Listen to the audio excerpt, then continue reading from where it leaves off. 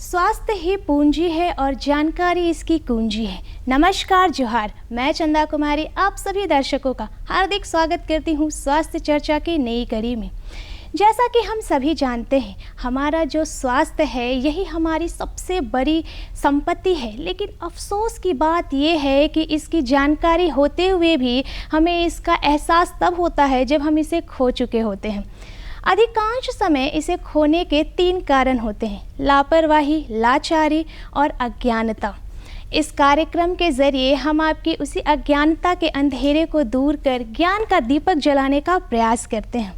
उसी प्रयास के क्षेत्र में एक कदम और आगे बढ़ाते हुए आज हम आपसे बात करने वाले हैं आयुष के अंतर्गत यूनानी के रेजिमेनल थेरेपी के एक प्रकार कपिंग थेरेपी के ऊपर, जिससे हम अपने शरीर के प्रदूषित ब्लड को बाहर निकालते हैं और अनेक बीमारियों से बचते हैं।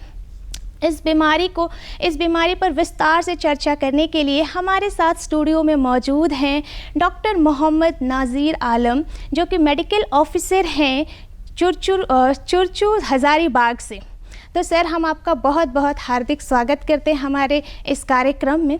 सर, जैसा कि हम जानते हैं कि एक वाहन को चलाने के लिए पेट्रोल और डीजल का ज़रूरत पड़ता है, ठीक उसी तरीके से हमारे शरीर का पूर्णतः संचालन के लिए रक्त की ज़रूरत पड़ती है।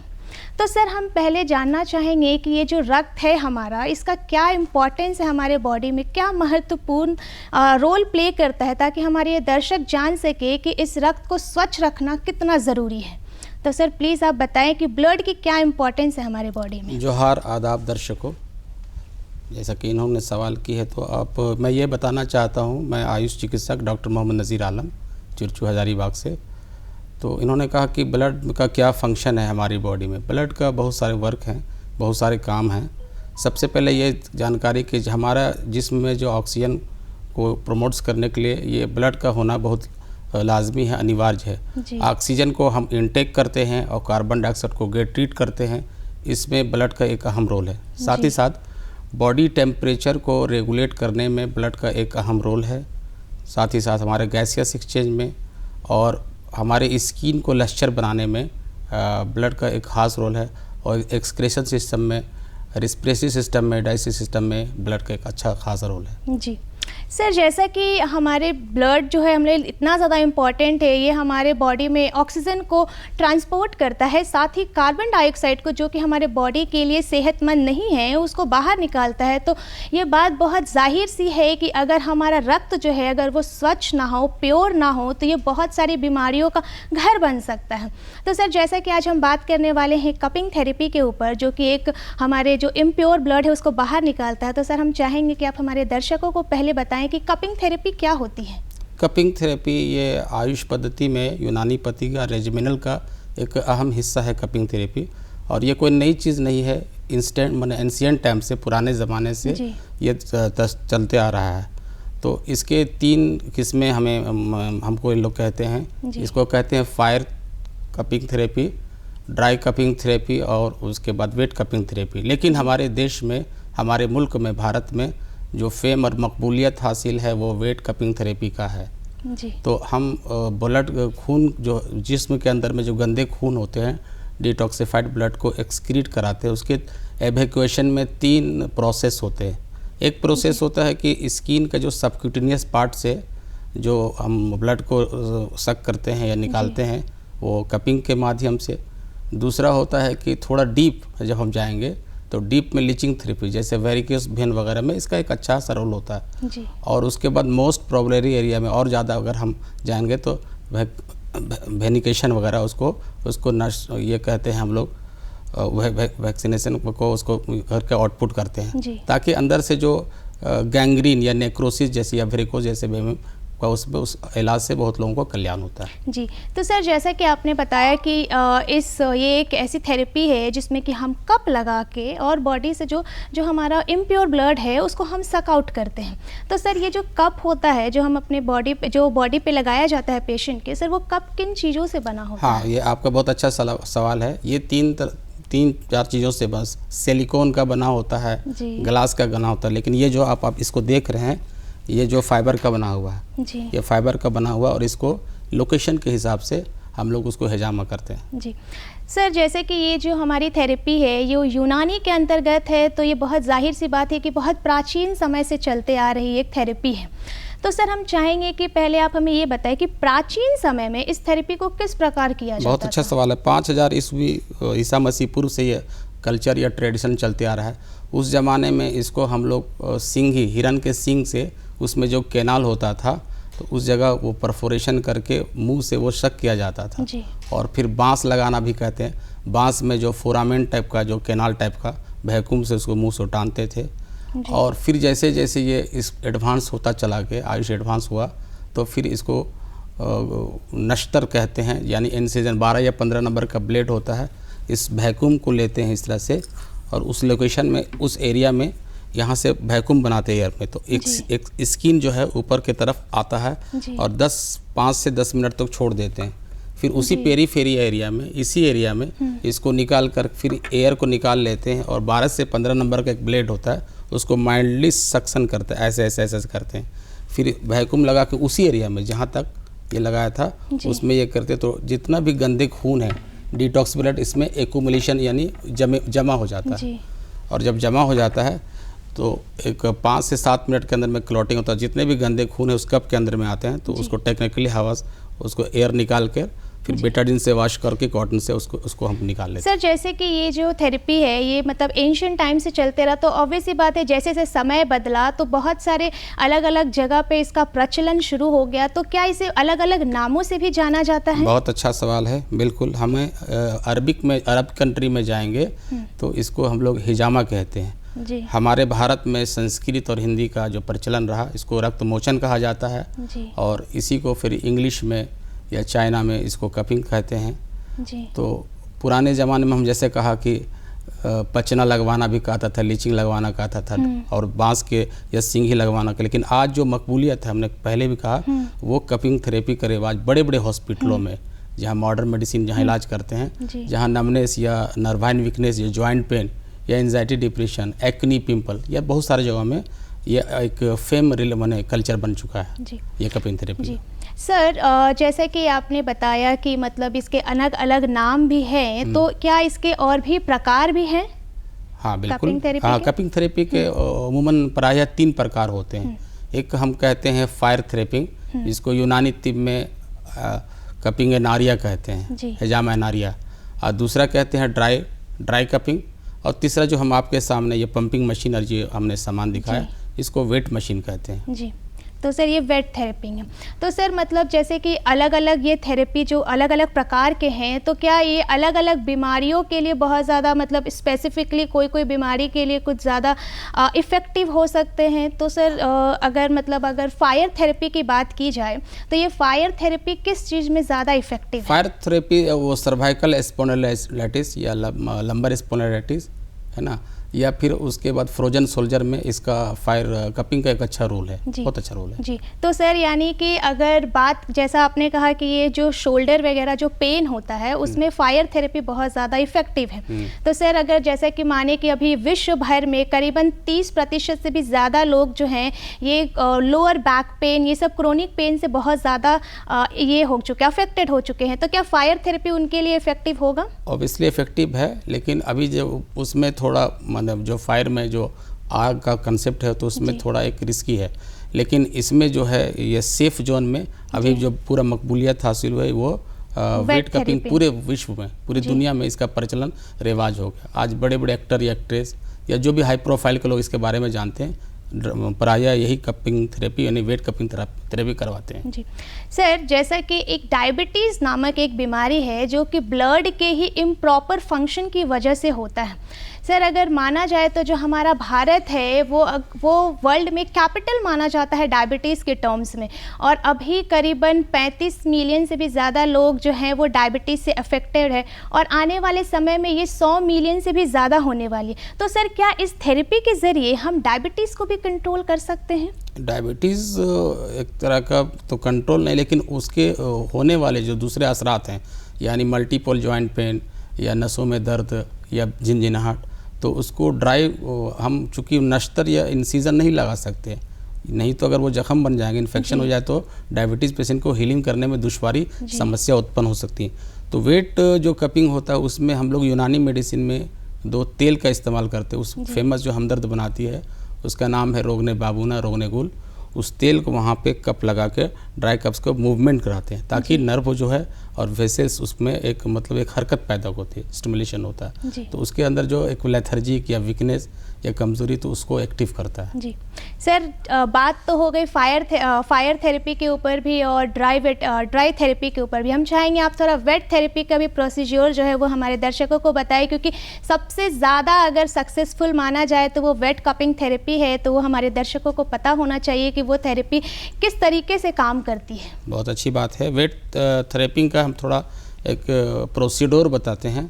जैसे जिस क्लिनिक में या जहाँ पे जो इस लोकेशन में हम लोग वेट कपिंग थेरेपी करें वहाँ हाइजीन का फुल ख्याल रहे, हाइजीन मेंटेन रहे, साफ़ सफाई का पूरा ख्याल होना चाहिए, आजू बाजू में एकदम साफ़ सफाई के तरीके से। फिर उसका एक ड्रेसअप होना चाहिए, या जो मेडिकल इंस्ट्रूमेंट हैं, ग्लोव्स, बेटाडीन, स्प्रिट, या अगर हम बटक या फिर हम बैक पोर्शन में कर रहे हैं तो अगर वहाँ पे हेयर वगैरह है तो अच्छे तरीके से उसको हेयर को रिमूव कर लिया जाए, स्पिरिट से, बेटाडीन से उसको वॉश आउट कर लिया जाए। वॉश करने के बाद एक लोकेशन वहाँ पे चूज़ करते हैं और चूज़ करने के बाद 5-6 जितना कप लगाना हो उसको वैक्यूम बनाते हैं। और वैक्यूम इस तरह से बना के हमने कहा था इस तरह से पंक्चिंग करते हैं। ऐसे जब करते हैं तो स्किन ऊपर आ जाता है, तो 5 से 10 मिनट में 10 मिनट तक छोड़ देते हैं। तो वो जो एरिया है उस एरिया में एक निशान बन जाते हैं। फिर इस एयर को निकाल कर जिस एरिया में उसको 10, 12 या 15 नंबर का ब्लेड हो तो माइल्ड डिसीजन करेंगे, बहुत ज़्यादा नहीं, जस्ट एक्सेस चींटी जैसे काटती है माइल्ड करेंगे। फिर इस कप को उसी एरिया में लगाएंगे, उस एरिया पेरीफेरी एरिया से बाहर नहीं जाएंगे। उसके बाद फिर इस तरह से ऐसे करते हैं, ऐसे ऐसे पंच मारेंगे तो उसमें वही ब्लड एक्युमुलेशन होते हैं, जो गंदे खून या जो गंदे तो उसमें एक्युमुलेशन हो जाएंगे। और फिर 5 से 7 मिनट के अंदर में वो क्लॉटिंग हो जाएगा। आहिस्ता से ऐसे कप को खोलेंगे और ये क्लॉटिंग ब्लड को उसमें करके फिर कॉटन से, बेटाडीन से उसको अच्छी तरह से वॉश करेंगे जी। ठीक है। वॉश करने के बाद आराम से फिर पेशेंट को बैठाते हैं। फिर उनको ये हिदायत दी जाती है, इंस्ट्रक्शन दी जाती है कि आप उस दिन नहाएंगे नहीं, बल्कि अगले दिन आप स्नान कर सकते हैं, बात कर सकते हैं। तो उसको बहुत कंफर्ट और बहुत आराम लगेगा। और ये अमूमन देखा गया, प्राय देखा गया कि जिस दिन जो कपिंग करवाता है उसको बहुत सुकून, बहुत आराम और बहुत आराम से वो सोता है। सर क्या इस प्रोसेस में दर्द वगैरह भी? माइल्ड दर्द है, जैसे आप एकदम माइल्ड में, आप जैसे RBS या ग्लूकोमीटर में जैसे शुगर टेस्ट करवाते तो उसमें कहाँ दर्द होता है, माइल्ड का, ऐसा कुछ नहीं, कोई पेन नहीं होता। सर अगर बात की जाए कि अगर ओवरऑल बात की जाए तो ये जो थेरेपी है ये किन किन बीमारियों में ज़्यादा लाभदायक है? बहुत ही अच्छा सवाल है। अमूमन हम देखते हैं कि आजकल जहाँ पे हम लोग प्रैक्टिस करते हैं अपने OPD में, तो स्किन का बहुत सा बीमारी है। स्किन में हम देखते हैं एक्नी हुआ, पिंपल हुआ, ब्लेमिश हुआ, आपका लिकोडर्मा हुआ, फंगल इन्फेक्शन है कि दवा खाते खाते परेशान हो जाते हैं। तो असल में दवा तो खा, लेकिन उसकी जो टॉक्सिक मटेरियल है वो तो नहीं निकल पा रहा है। लेकिन उन लोगों को अगर हम वेट कपिंग करते हैं, साथ ही साथ कोई भी मेडिकेशन देते हैं तो उसमें बहुत जल्दी उसका असर दिखता है, क्योंकि टॉक्सिक मटेरियल तो निकल गया। और उसके साथ साथ आयुष पद्धति में जो दवाइयाँ हैं या जो डाइट है उसको भी सलाह देते हैं कि ऐसी खाना खाएं ताकि ब्लड प्यूरिफाइड हो। तो उसमें एक अच्छा रोल खास करके देखा गया है आपका ब्लेमिश, आपका acne, pimple, leucoderma, fungal infection, इसमें एक अच्छा इसका रोल है जी।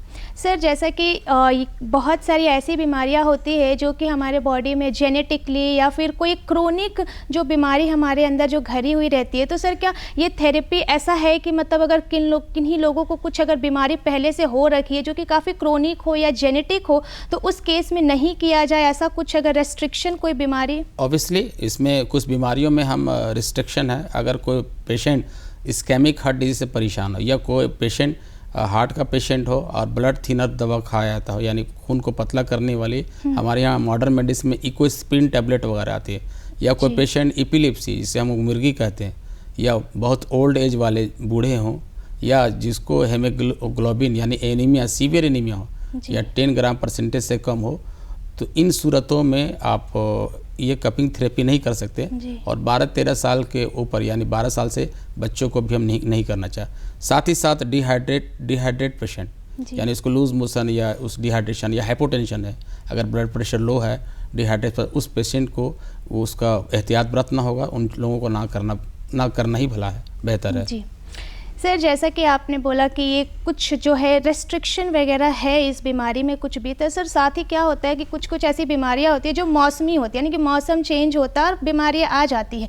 ठीक उसी प्रकार कुछ जो इलाज होते हैं वो भी अगर मौसम के हिसाब से कराया जाए तो वो बहुत जल्दी हम उससे रिकवर कर जाते हैं। तो सर क्या ये थेरेपी भी ऐसा है कि मतलब अगर हम किसी एक स्पेसिफिक अगर सीज़न में कराएँ तो ये हम इससे बहुत जल्दी रिकवर कर पाएँ या फिर ये बहुत ज़्यादा इफ़ेक्टिव हो हमारे ऊपर? सबसे पहले हम ये बताएं कि वेदर का सवाल जो है, इसे गर्मियों के मौसम में या टेम्परेचर जो है, तापमान जब ऊंच हो उसमें नहीं कराना भला हो। ठंड हो रात के मौसम में, लेकिन तापमान टेम्परेचर देखा जाए कि तापमान में नमी हो और सुबह सूर्योदय जो है सुबह का वक्त सबसे बेहतर माना जाता है।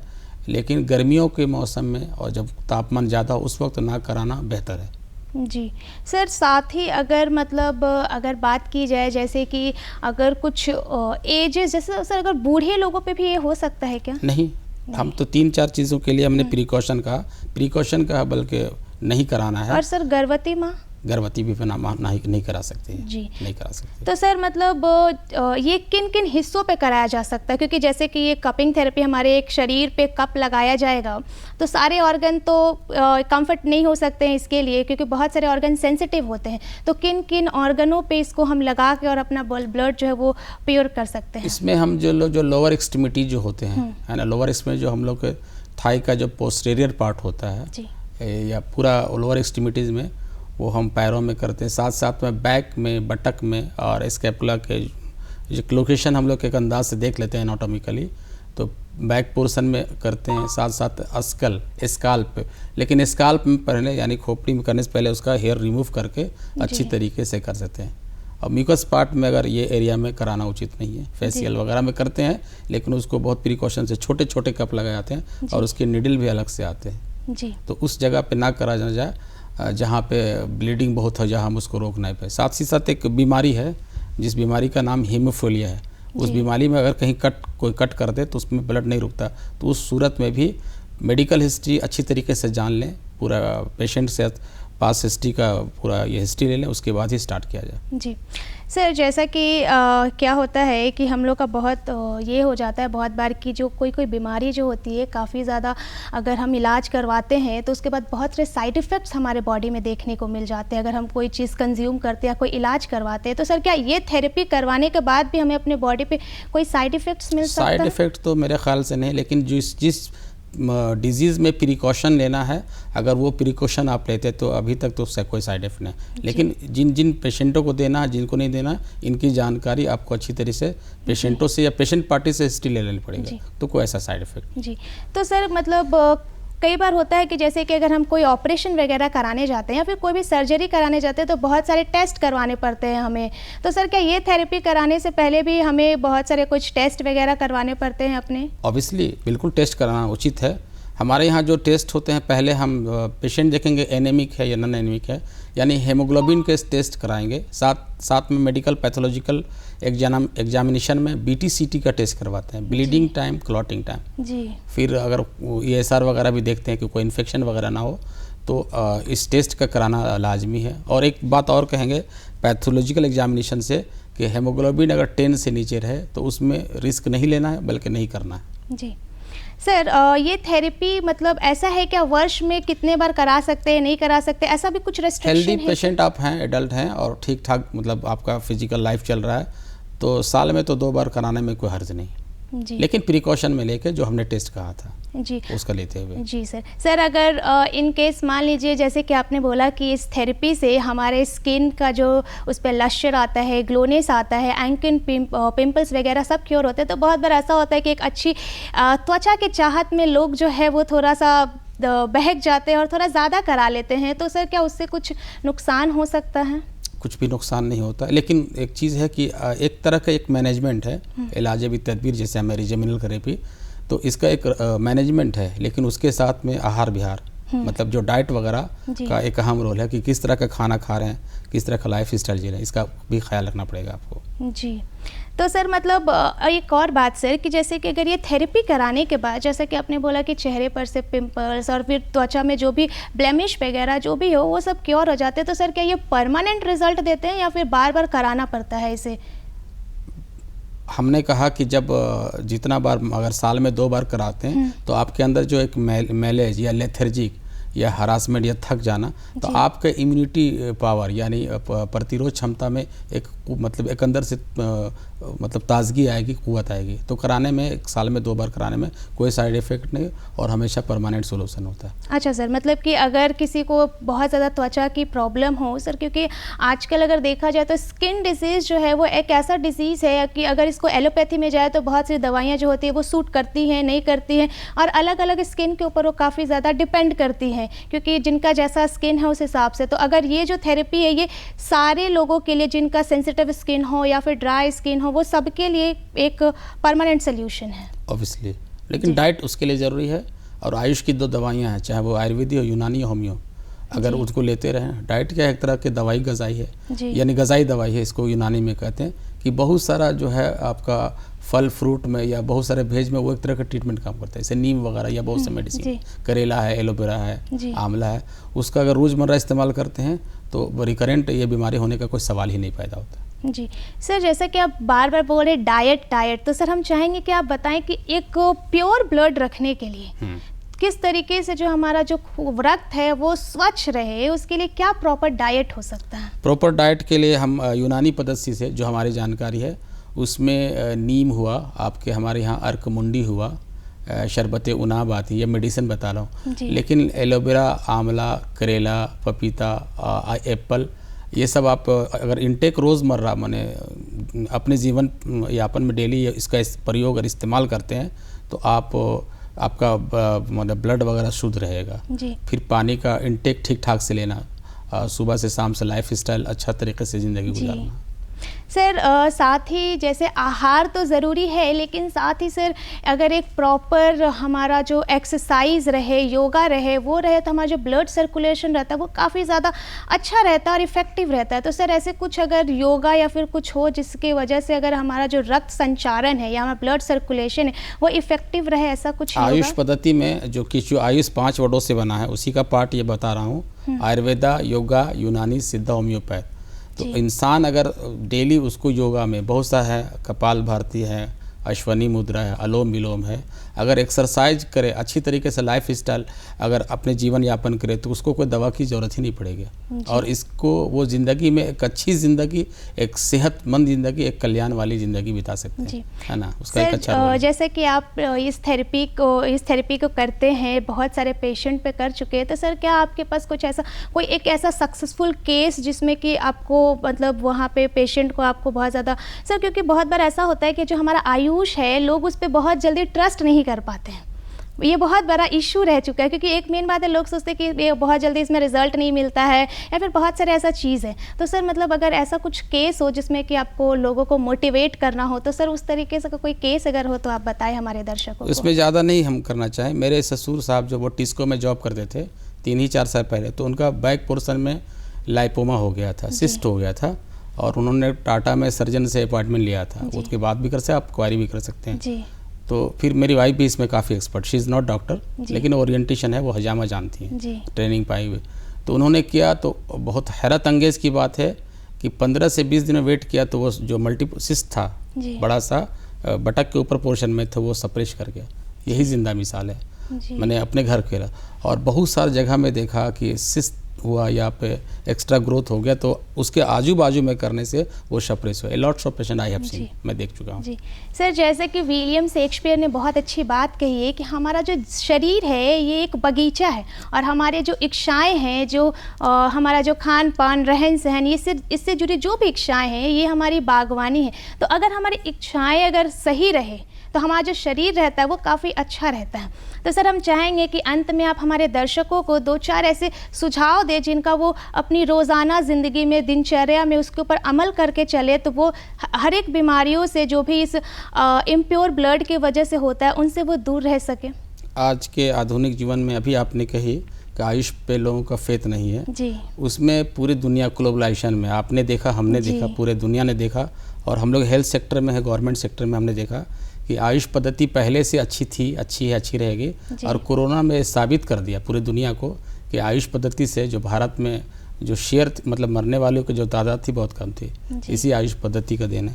आज के आधुनिक जीवन में जो हम लोग अपने सोसाइटी में, अपने परिवेश में, अपने स्टेट में जो देखते हैं तो हार्मोनल डिसबैलेंस की बीमारी बहुत ज़्यादा है। जो हम लोग पेशेंट को ओरिएंटेशन या क्लिनिक में जो आते हैं, चूँकि उनका जो दिनचर्या यानी सूर्योदय से लेकर सूर्यास्त तक जो ज़िंदगी जीने का जो तरीका था उलट फेर हो गया। इसको हम लोग हिंदी में कहते हैं आहार विहार।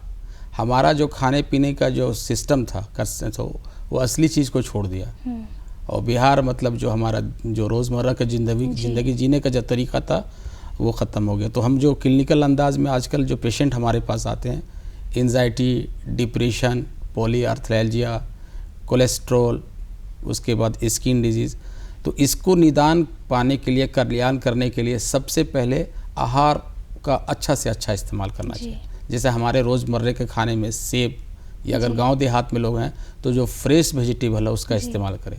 अब जैसे हम लोग मूली वगैरह है, तो मूली जो चीज़ वाइट चीज़ है उसमें कैल्शियम होता है, तो मूली को ये समझ के खाया जाए कि इससे गैस भी रिलीज होगा, जॉन्डिस भी रिकवरी करेगा और कैल्शियम होगा, है ना। सर, अगर देखा जाए संक्षेप में तो हमारे प्रकृति ने इतना कुछ हमें दे रखा है कि हमारे जो भी परेशानी है, दुख है, उन सब का रामबाण जो सल्यूशन है वो हमारे प्रकृति के पास है। अगर संक्षेप में देखा जाए इस बात को तो सर आपने हमारे दर्शकों के लिए इतना अपना महत्वपूर्ण समय निकाला, उसके लिए आपका बहुत बहुत धन्यवाद, जो आपने हमारे दर्शकों को इतनी अच्छी जानकारी दी। क्योंकि कई ऐसे दर्शक होंगे जिनको पता भी नहीं होगा कि कपिंग थेरेपी क्या होता है, लेकिन आपने इसके बारे में हमारे दर्शकों को बताया। क्योंकि एक प्योर ब्लड रखना बहुत ज़्यादा ज़रूरी है हमारे बॉडी का प्रॉपर फंक्शन के लिए। तो हम आशा करेंगे कि हमारे जो भी दर्शक होंगे उनके मन में जो भी सवाल होंगे या फिर जो भी उनके मन में एक इच्छाएं होंगी नई थेरेपी के बारे में या फिर नए इलाज के बारे में जानने के लिए, उन सारी इच्छाओं को हम पूर्ण करने में सफल रहे होंगे। साथ ही हम ये आशा करेंगे कि हमारे जो भी दर्शक हैं वो एक प्राकृतिक तरीके से अपनी जो भी बीमारी है उसका इलाज करें, साथ ही स्वस्थ रहें, खुश रहें, ताकि उनके जो एलोपैथी की वजह से जो भी साइड इफ़ेक्ट्स होते हैं वो सब कुछ होने की संभावनाएं कम से कम हो जाए। और हम ये इसी आशा के साथ हम आपसे इसी जगह पे अपने वाणी को पूर्ण विराम देते हैं और यह उम्मीद करेंगे कि आप सभी स्वस्थ रहेंगे, सुरक्षित रहेंगे और देखते रहेंगे दूरदर्शन पे इस स्वस्थ चर्चा को, ताकि आप सभी सुखी रहें। नमस्कार, जोहार।